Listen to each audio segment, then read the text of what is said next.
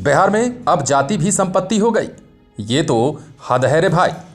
दरअसल पिछले 3 दिनों से बिहार की सियासी पारा कुछ ज्यादा ही चढ़ा हुआ है। खासकर जेडीयू में तो इसे तूफान ही कहेंगे। उपेंद्र कुशवाहा सत्तू बांधकर नीतीश कुमार के पीछे पड़ गए हैं। लगातार हमले पर हमले कर रहे हैं। ये झगड़ा गांव की मेहरारू टाइप का होता जा रहा है। क्रिया कसम सब खाने खिलाने की बात होने लगी है। बिल्कुल गोतियारी रगड़ा हो गया है। उपेंद्र कुशवाहा साफ साफ कह रहे हैं कि हमको नीतीश जी क्या समझ लिए हैं। ऐसे ही बाप दादा की संपत्ति छोड़कर चले जाएं, बड़े भाई को संपत्ति हड़पने दें, ऐसा तो नहीं होगा। हम छोड़कर जाने वाले नहीं हैं। जबकि नीतीश कुमार एक सप्ताह में कई बार कह चुके हैं कि जिन्हें जहां जाना है जाएं, उन्हें किसी ने नहीं रोका है। इसका मतलब साफ है कि यह सियासी झगड़ा नहीं है, बल्कि ये गोतियारी रगड़ा है। पॉलिटिकल एक्सपर्ट की माने तो बिहार ही नहीं बल्कि देश में अब सियासी लड़ाई का ट्रेंड बदल गया है। इस ट्रेंड में काफी गिरावट आ गई है। एक समय था जब सियासी लड़ाई में भी लोक लाज देखा जाता था। विरोधियों की आंखों में भी पानी रहता था। कितना भी विरोधी क्यों नहीं हो, लेकिन उसके खिलाफ बोलने में शब्दों की मर्यादा होती थी। ये देखा जाता था कि उनके बयान से विरोधी मर्माहत नहीं हो, उनके हमले पारिवारिक नहीं हो। यही कारण है कि नीतीश कुमार महागठबंधन में आने के बाद भी अटल बिहारी वाजपेयी से लेकर लाल कृष्ण आडवाणी, मुरली मनोहर जोशी तक की प्रशंसा किया करते हैं। उसी दौर में अटल बिहारी वाजपेयी विरोध में रहते भी इंदिरा गांधी की प्रशंसा करते नहीं अघाते थे। तो पंडित जवाहरलाल नेहरू भी अटल बिहारी वाजपेयी की प्रतिभा के कायल थे और उन्होंने शुरू में कह दिया था कि अटल बिहारी एक दिन देश का प्रधानमंत्री बनेगा। लेकिन अब तो सियासी लड़ाई में काफी गिरावट आ गई है। नेताओं के बयानों में न लोक लाज रहा और ना ही मर्यादा रही। सारी मर्यादाएं तार तार होकर रह गई हैं और ये लड़ाई गांव जैसी होकर रह गई है। समाजवाद के नाम पर चल रही यह सियासी लड़ाई असामाजिक टाइप की हो गई है। जिस प्रकार उपेंद्र कुशवाहा ने अपने प्रेस कॉन्फ्रेंस में क्रिया खाने खिलाने की बात की, इसकी आम लोग भी छीछा लेदर करने लगे हैं। भले ही उपेंद्र कुशवाहा की बातों पर बीजेपी के लोग ताली बजा रहे हों, लेकिन आम लोग तो यही कह रहे हैं कि उपेंद्र कुशवाहा से ऐसी उम्मीद नहीं थी। वे अब इस तरह की बात करने लगेंगे, इस तरह किसी ने कल्पना नहीं की थी। पहले आपको बताते हैं कि उपेंद्र कुशवाहा ने क्या कुछ कहा था। कुशवाहा ने कहा कि 2 साल मेरा हो गया जेडीयू में, लेकिन आज तक मुख्यमंत्री ने कभी फोन कर नहीं कहा कि आप आइए, आपसे बात करनी है। 2 वर्षों में 5 मिनट का भी समय मुख्यमंत्री ने नहीं दिया। जब जब जरूरत थी हमने फोन किया और अब कह रहे हैं कि मिलकर बात करनी चाहिए। अभी भी जब कहेंगे हम उनके साथ बैठने के लिए तैयार हैं। उनका बुलावा आएगा तो हम जाने के लिए तैयार हैं। इतना ही नहीं, उपेंद्र कुशवाहा ने तो यहां तक कह दिया कि मुझे भी संतान है और नीतीश कुमार को भी संतान है। वे कसम खाकर कहें कि एक बार भी उन्होंने मुझे खुद से बुलाया है। नीतीश कुमार कह रहे हैं कि मिलकर पार्टी में बात करें। मैंने पार्टी से मांग की थी कि बैठक बुलाई जाए, लेकिन कहने के बावजूद बैठक नहीं हो रही है। इसके अलावा भी उपेंद्र कुशवाहा ने कई तरह के आरोप लगाए।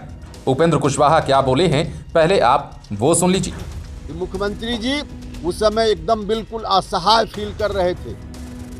विधानसभा में उनके खिलाफ जिस तरह से बात की गई, लेकिन उनके आसपास वाले जो भी मंत्री लोग उनकी पार्टी के भी थे, अगल बगल में रहते हैं, किसी ने उठकर प्रतिकार नहीं किया।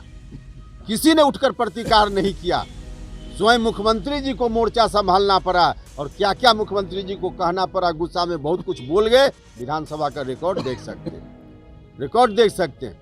तो इस तरह से जो बात हुई मुख्यमंत्री जी से, और उस बातचीत में मुख्यमंत्री जी ने कहा बिल्कुल असहाय स्थिति में कि अब हमको आगे कितना दिन रहना है, नहीं रहना है, संभालिए संभालिए।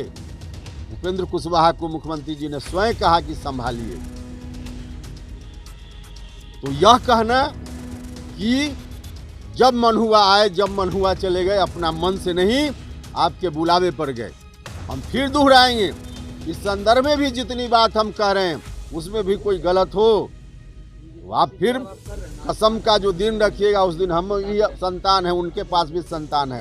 कसम खाएं कि हम बोल रहे हैं, हम भी कसम खाने के लिए तैयार। तो यह कहना ये जब मन हुआ आए, जब मन हुआ चले गए, बिल्कुल गलत बात है। तो आपने सुना कि किस तरह उपेंद्र कुशवाहा संतान को लेकर दुहाई दे रहे हैं और कसम खाने खिलाने की बात कर रहे हैं, लेकिन उनका सबसे बड़ा बयान संपत्ति को लेकर है। दरअसल नीतीश कुमार ने कहा कि उपेंद्र कुशवाहा को जहां जाना है जाएं, उन्हें रोका किसने है। वे 2-3 पार्टी से बाहर आ भी गए हैं और वापस भी आए हैं। इसी पर उपेंद्र कुशवाहा ने ट्वीट कर नीतीश कुमार पर तंज कसते हुए कहा, बड़ा अच्छा कहा भाई साहब आपने।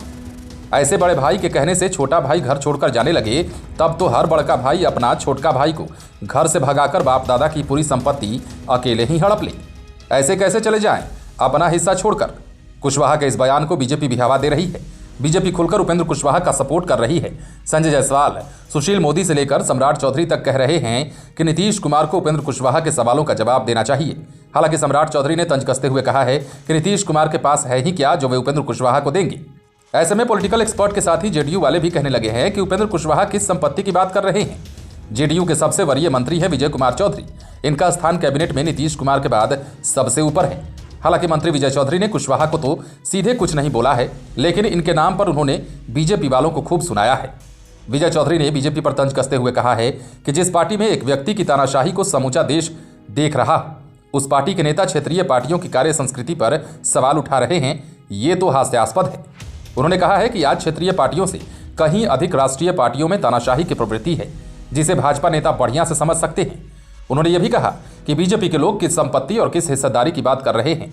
दूसरी ओर मंत्री अशोक चौधरी ने तो सीधे उपेंद्र कुशवाहा पर हमला करते हुए कहा कि वे तो पार्टी में किराएदार हैं और फिर उन्हें कौन सा हिस्सा चाहिए। उन्होंने यह भी कहा कि जेडीयू में उनकी हैसियत किराएदार की है और किराएदार कभी हिस्सेदार नहीं हो सकता है। जदयू को खड़ा करने में कुशवाहा का कोई योगदान नहीं है। बावजूद इसके उन्हें पार्टी के नेता नीतीश कुमार ने हमेशा सम्मान दिया है। बदले में हर मौके पर नीतीश कुमार को उपेंद्र कुशवाहा की तरफ से कमजोर करने की ही कोशिश हुई है। अशोक चौधरी ने दो टूक कहा कि कुशवाहा को यदि कोई भी समाज का बड़ा नेता और वोट शिफ्ट कराने की क्षमता हो जाने की गलतफहमी हो गई है तो ये उनकी बड़ी भूल है। वो इस बात को भूल जाते हैं कि जब वक्त आया तो इंदिरा गांधी भी वोट शिफ्ट नहीं करा पाई थी।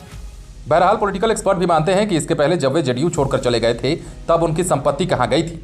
यदि वे कुर्मी समाज का उत्तराधिकारी नीतीश कुमार को और कोयरी समाज का उत्तराधिकारी खुद को मानते हैं तो ये उनकी गलतफहमी ही है। ऐसे में पॉलिटिकल एक्सपर्ट ये भी मानते हैं कि ये तो हद है कि अब जाति भी नेताओं की संपत्ति हो गई। कम से कम उपेंद्र कुशवाहा के इस बयान से ऐसा ही लगता है। ऐसे में अब देखना दिलचस्प होगा कि नीतीश कुमार को बीजेपी से पहले किन किन मोर्चों पर किस रूप में ये सियासी लड़ाई लड़नी है। लेकिन इतना तो लोग कहने लगे हैं कि 2024 के आते आते सियासी लड़ाई के कई और रंग और रूप देखने मिलेंगे। बहरहाल आप बने रहें लाइव सिटीज के साथ। पटना से राजेश ठाकुर की स्पेशल रिपोर्ट। मुख्यमंत्री जी उस समय एकदम बिल्कुल असहाय फील कर रहे थे।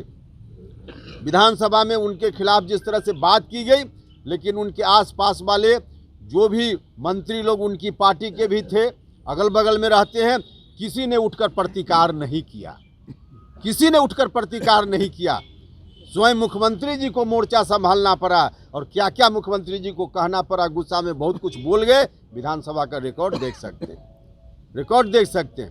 तो इस तरह से जो बात हुई मुख्यमंत्री जी से, और उस बातचीत में मुख्यमंत्री जी ने कहा बिल्कुल असहाय स्थिति में कि अब हमको आगे कितना दिन रहना है, नहीं रहना है, संभालिए संभालिए।